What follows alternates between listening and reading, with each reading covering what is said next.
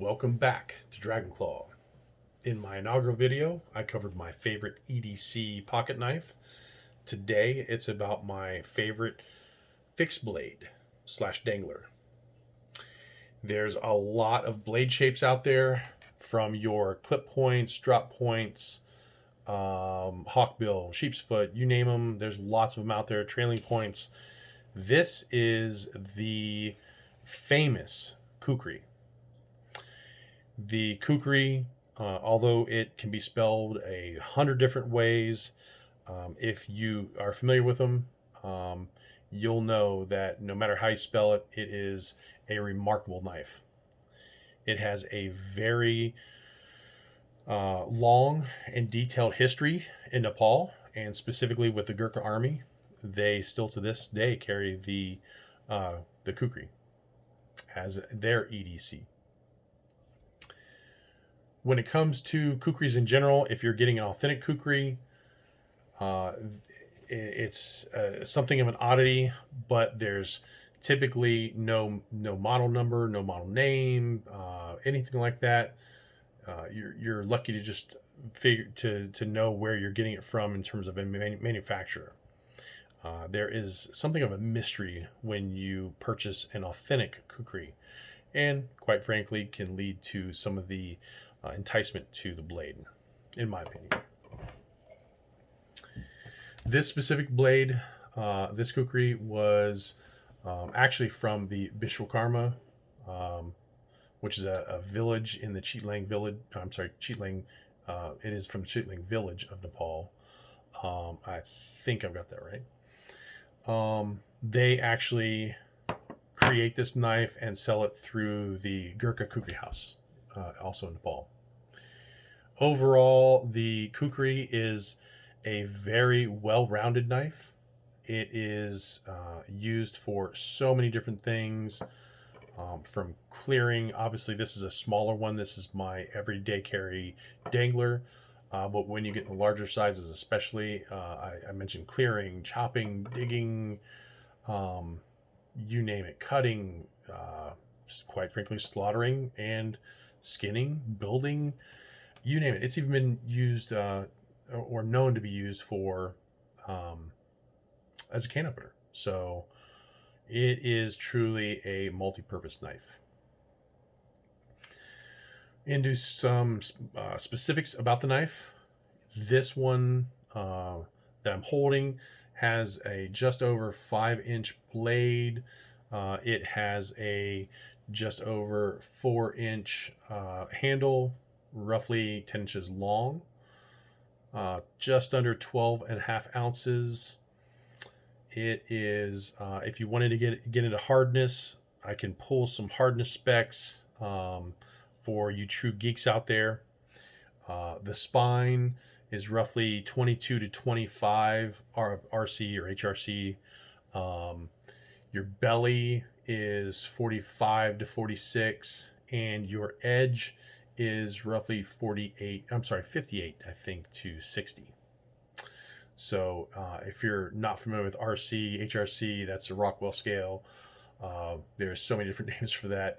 Rockwell scale, Rockwell hardness, hardness Rockwell scale, Rockwell C, like I mentioned, RC, HRC. So those all refer to the Rockwell hardness scale C as opposed to B, which is C is generally used for knives.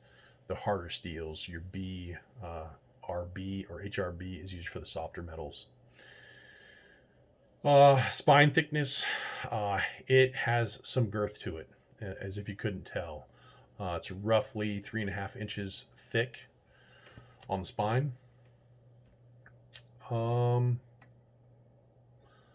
When you look at it, you'll notice the engraving on the blade itself, the engraved bolster, engraved handle, and even the pommel is engraved. So the one thing to note is the notch cutout here is very notorious, for lack of a better word, for the Kukris, and this one's very unique. Most of them you'll see actually cut out below, so there's a notch in the front or the back of the blade, whatever you want to call it. This is in the actual blade itself and not a notch cut out down here, which is, again, very unique. There's a lot of stories, a lot of opinions about what this notch means. I won't get too much into that itself. By all means, Google it, and you can spend hours reading about that notch itself. I tend to believe that it resembles the hoof of a cow, and I'll leave it at that. So have fun with doing a little research on that the infamous, or I should say really famous, Kukri notch. The tang, although you can't see it, it is a rat tail tang, and you can also notice there at the pommel where it actually comes through. Overall, I love this knife. The rosewood handle, gorgeous. The sheath, that is actually, they say water buffalo. It's actually a soft wood sheath that is covered in cotton and then covered in supposedly water buffalo. Overall, again, hands down favorite EDC fixed blade. Some things about this one specifically. We'll start with the sheath itself. The sheath, this tip of the sheath is extremely, I shouldn't say extremely sharp, but very pointy, if that makes sense. And it can do some damage, especially in your vehicle. I have a lot of war marks to prove how damaging this can be to a leather seat. If you look at my truck, it looks like, I don't know if you want to say a cat just scratched all over it or what, but it's primarily from the tip of the sheath, but also the pommel itself. And if you notice, there's a little bit of a dent here, and I did that on purpose. These tips are extremely sharp. And they, just like the tip, and even more so than the tip of the sheath, will cut into pretty much anything. My car seat is one I already mentioned. It'll cut into your arm. So this is has a fairly high stance on the side of your waist. So this will actually grab your arm as it's going back and forth. So big concern there. I try to do a little bit of hammering at it just to get those notches down a little bit. And when I did that, as you can see right here, I took a little notch out of that beautiful rosewood, unfortunately. Also, the pommel itself, it overhangs, and it's really hard to see. I can't do it justice, but it overhangs the rosewood. So as you peel your hand back or your finger back on it, you can feel it. So some concerns there over the pommel and the tip of the sheath. But other than that, it is an awesome knife. The one thing that kind of bugged me at first, and I actually ended up liking it, is the wrap here that goes around your belt loop. It seemed to get loose very quick, and as you can see, it's moving around really, really easily here. This, at first, I thought would be problematic, but I actually liked it because what happened was, typically this is on my right side, so when I pull out the knife to use it, I'm pulling it like this.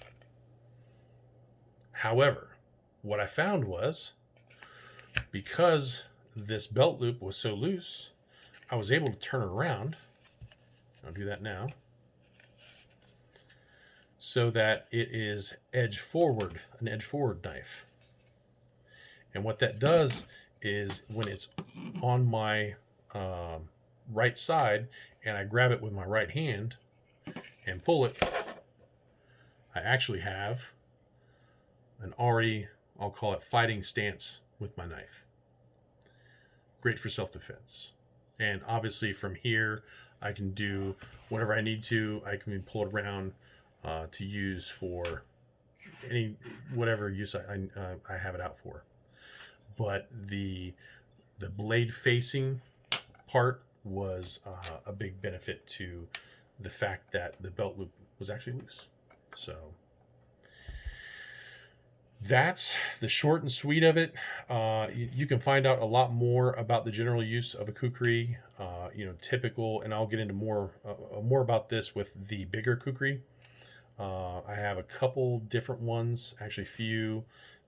Again, this is just my EDC dangler, but when it comes to the thick belly or the widened belly, that's your chopper part. This is your cutting slash whittling part of the blade.